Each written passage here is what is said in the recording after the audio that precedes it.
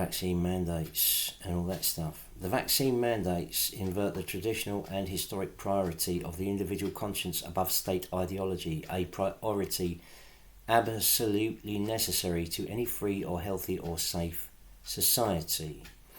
This criminal and catastrophic inversion has only previously historically happened in the totalitarian and genocidal regimes of Nazism or Communism. Now it has happened in our formerly free society. The priority of state ideology above individual conscience is a necessary component of every or any democide or genocide.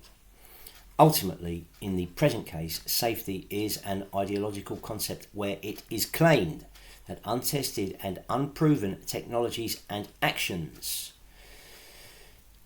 that carry risk of adverse and disabling reactions and also death are deployed and forced into the bodies and into the lives of human beings by mandate and other coercive measures, including propaganda, lies and psychological terrorism, for and on behalf of the ideologically appropriated concept, safety. Vaccine mandates contravene the Nuremberg Code, as well as bodily autonomy and sovereignty, which are also contravened. In a mandate, the human body becomes a property and a device of totalitarian, ideological and marketing objectives, and the vaccinated person is dehumanized and raped into a facility of a marketing campaign. To depict or to characterize or to categorize a healthy person who does not require medical intervention for any illness as a public health risk in a workplace or anywhere else is exactly how Hitler redefined the Jews in Nazi territory.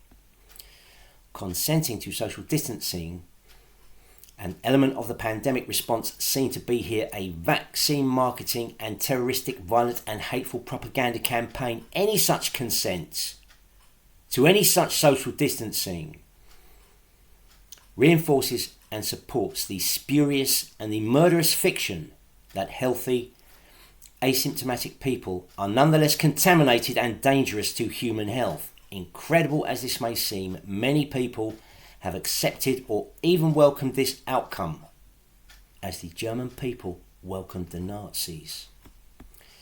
Social distancing affirms the ideological removal of the formerly accepted measure of human health, the human body, into the domain of the ideological, the moot.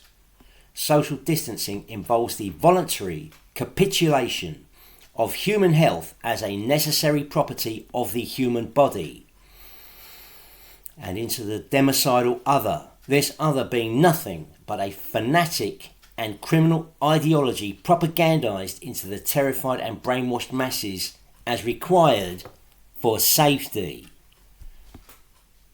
The fact that this Holocaust, this pandemic response, has not been recognised in present times is representative of a general and a global and catastrophic failure of conscience and of social responsibility in individuals worldwide.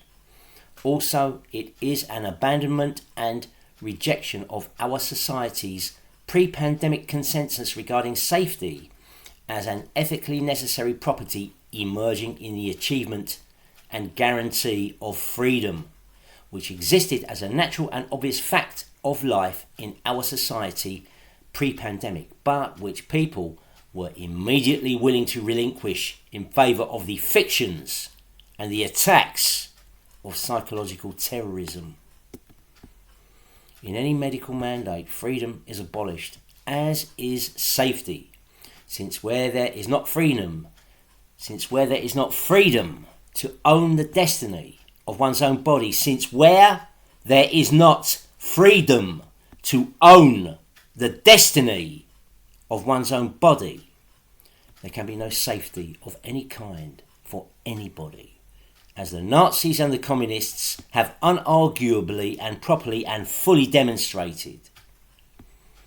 In any voluntary act of social distancing, Human health as a property of the human body and as a human right originating in the human body is categorically and transgressively and outrageously denied, and the inferiority of human love before the needs of a vaccine marketing campaign are passionately affirmed by an irresponsible, ignorant, terrified and dehumanized and compliant and unthinking collaborator in the ongoing global genocide that we have witnessed in recent times and that we have all consented to be termed pandemic response.